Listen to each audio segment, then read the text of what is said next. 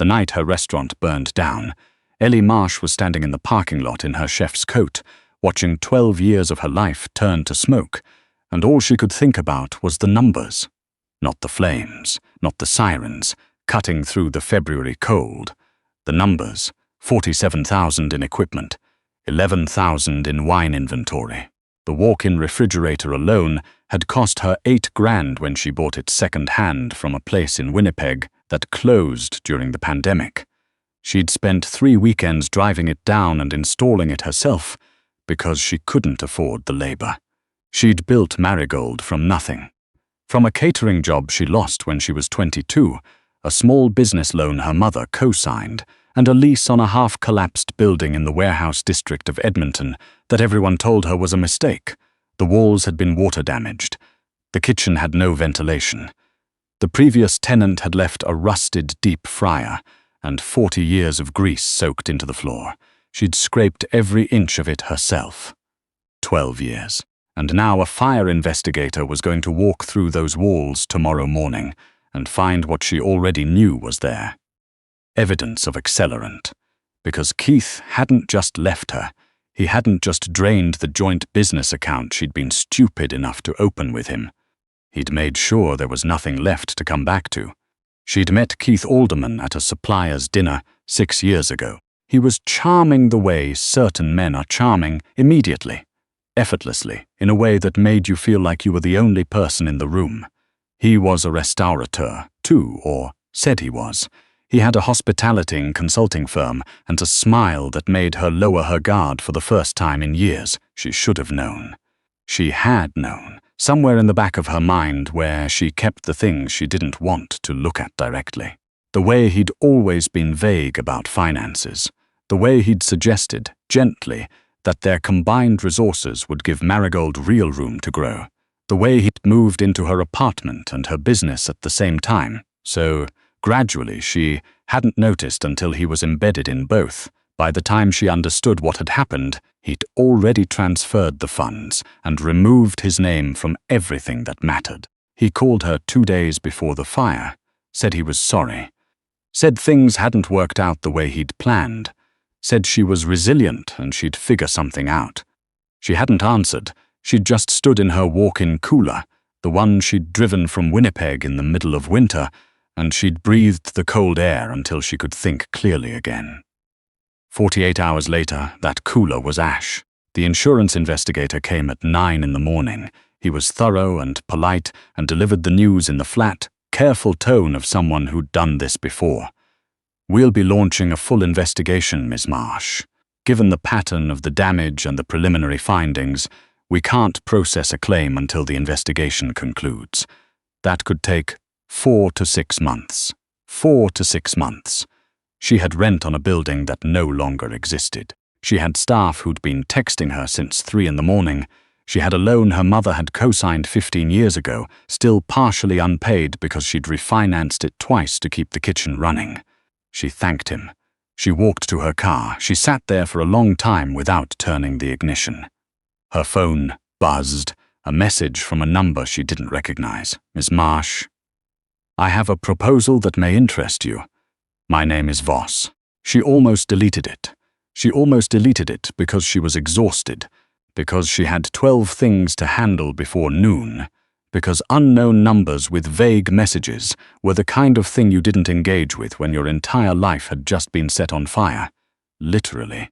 But she'd also just watched Keith Alderman take everything from her, using the perfectly legal mechanisms of a joint account and a well-timed disappearing act, and the word proposal from a stranger couldn't be worse than what polite society had already handed her. She typed back, "Who are you?" The response came in under 30 seconds. "Someone who finds your situation useful, and who has information about the man who burned your restaurant." She met Voss at a hotel bar in downtown Edmonton, the kind of place with leather chairs and lighting kept low enough that you couldn't read anyone's face properly, which she suspected was intentional. He was already there when she arrived. She knew it was him before she even reached the table, not because he looked like anything she'd expected, but because of the way the room organized itself around him. The bartender, the server, the two men in dark coats near the entrance who weren't drinking. Everything pointed toward him without pointing at him. He stood when she approached. That surprised her. He was older than she'd imagined, somewhere in his early 40s, though the kind of 40 that had been earned through something harder than age. He had dark hair going grey at the temples, and a face that had seen enough to stop showing anything by default. He wore a suit that probably cost more than her first year of revenue at Marigold. He had a scar that ran along his jaw, faint but there like a seam. "Miss Marsh," he said, "thank you for coming. You said you had information about Keith Alderman." "I do." "Then that's why I'm here," she said. "Not the proposal." Something shifted at the corner of his mouth, not quite a smile. "Sit down, please." She sat. She kept her coat on. He ordered water. She didn't order anything. He didn't seem bothered. "Keith Alderman has been laundering money through hospitality businesses for the past 4 years, Voss said. He said it the way someone says the kitchen closes at 10. A fact, unremarkable to him. Yours was the third establishment he embedded himself in. The first 2 were settled quietly. The owners were compensated and signed agreements not to pursue the matter. Ellie stared at him. Compensated by who? By the people whose money he was laundering. There was a pause. She could hear the bar's background music, something low and acoustic, and the faint clink of glasses behind her. "You're telling me," she said slowly, "that Keith was washing someone's money through Marigold, through the accounts he had access to, yes. A portion of the operating funds, small enough not to trigger automatic flags. He was careful. And the fire was not his idea," Voss said. "Keith doesn't have the spine for that. The fire was a message from his current employer. They needed the paper trail gone. Keith was simply instructed to ensure it happened." Ellie's hands were very still on the table. She'd learned that a long time ago, keep your hands still, keep your voice even, don't let anyone in the room see the moment your foundation shifts. "Who's his current employer?" she said. Voss looked at her with something that wasn't quite appraisal and wasn't quite respect, but lived somewhere in between. "Me," he said. She should have left. Any reasonable person would have left. She didn't leave, partly because her car was in a parkade 2 blocks away and she was wearing the wrong shoes for February. But mostly because the man sitting across from her had just admitted to something that implicated him directly in the destruction of her livelihood, and he'd done it calmly, looking straight at her, without any attempt to soften it. In her experience, people who told you the truth without softening it were either deeply dangerous or deeply tired of lying. Voss seemed like both. "You're telling me this because you want something," she said. "I'm telling you this because I owe you a debt," he said. What Keith did exceeded his instructions. The fire was not authorized. The money that moved through your accounts has since been recovered, and the individuals responsible for the instruction have been addressed. She noted the pause before addressed. "But you still lost your restaurant," he continued. "Your equipment, your staff's income, your insurance claim is frozen. Your lender will call the loan if you can't demonstrate active business operations within 90 days. He paused. "I know your financials, Ms. Marsh. I have for some time. That's invasive. Yes, you could have warned me. About Keith. I could have. I didn't. That's the debt."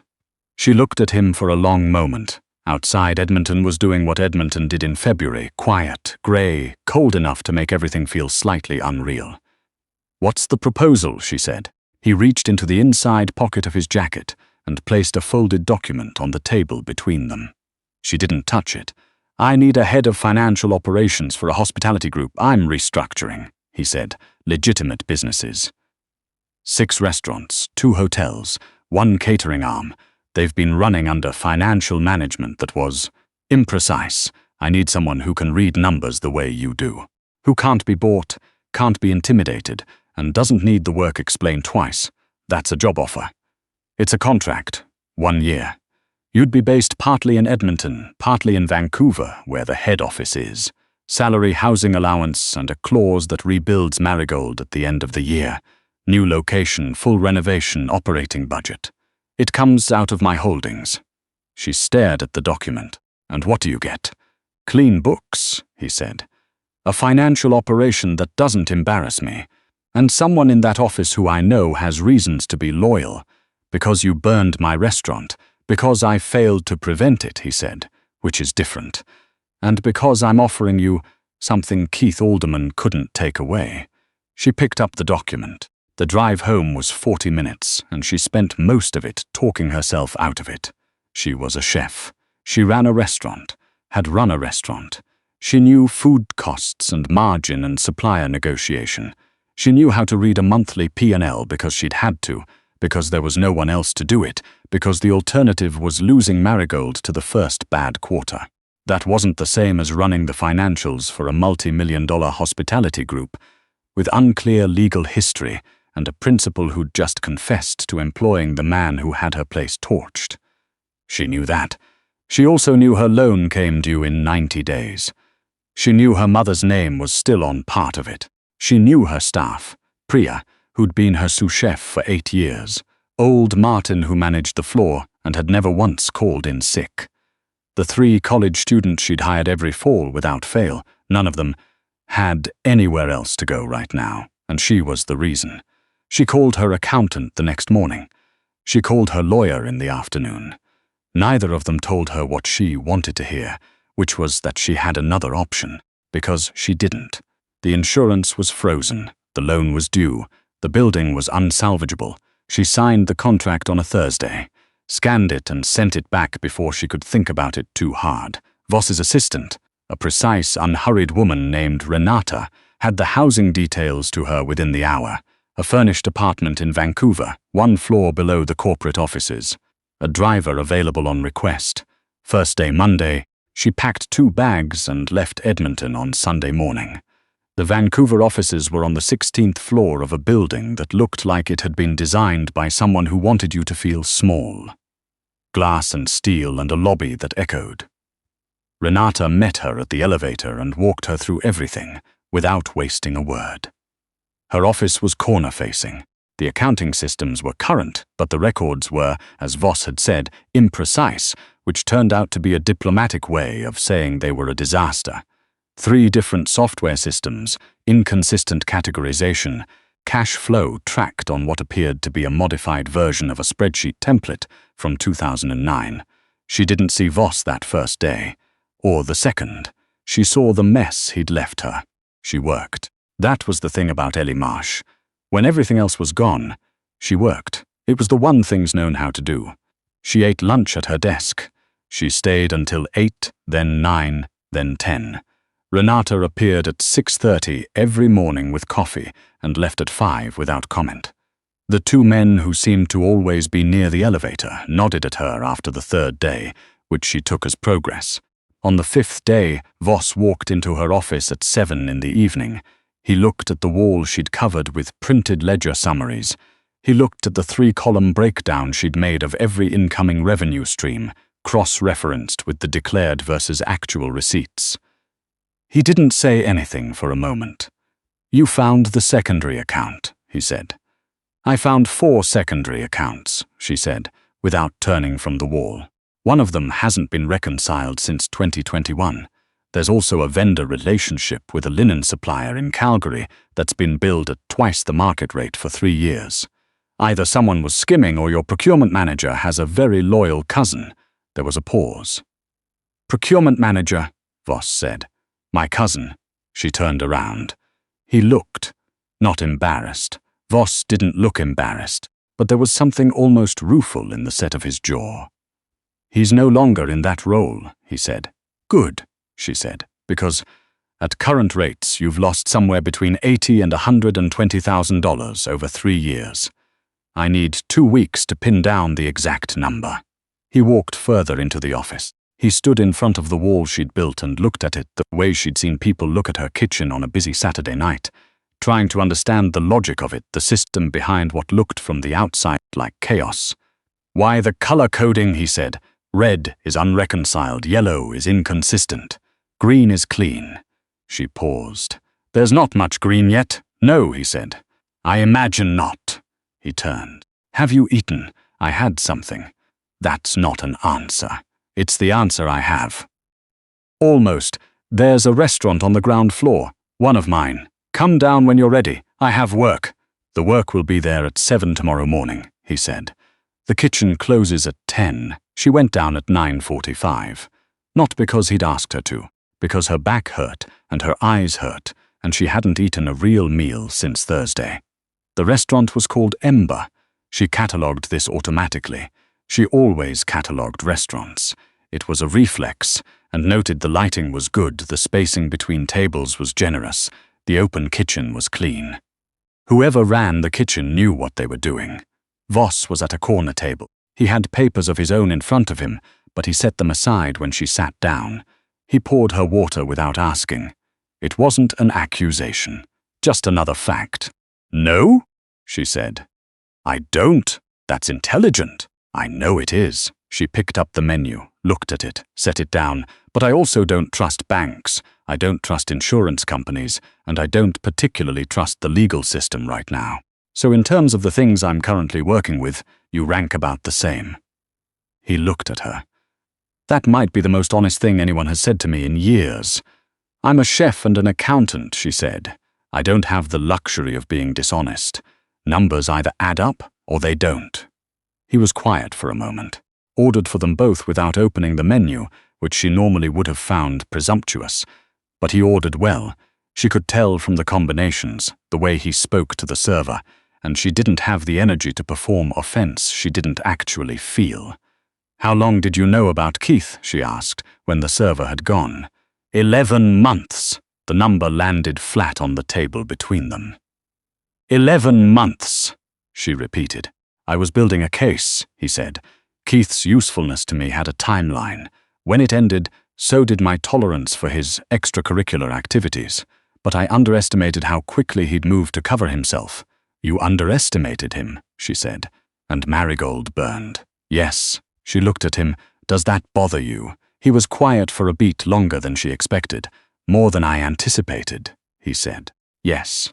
She didn't know what to do with that, so she picked up her fork when the food arrived, and they ate mostly in silence. And the food was excellent, and she let herself feel that at least. The weeks shaped themselves around work. She was good at that, disappearing into a problem until it resolved itself. The books were a wreck, but they were her kind of wreck, the kind that had a logic underneath the mess, the kind that responded to patience and a red pen and a willingness to follow every number to its source. She found 3 more inconsistencies in the hotel division. She found a catering contract that had been signed without proper authorization.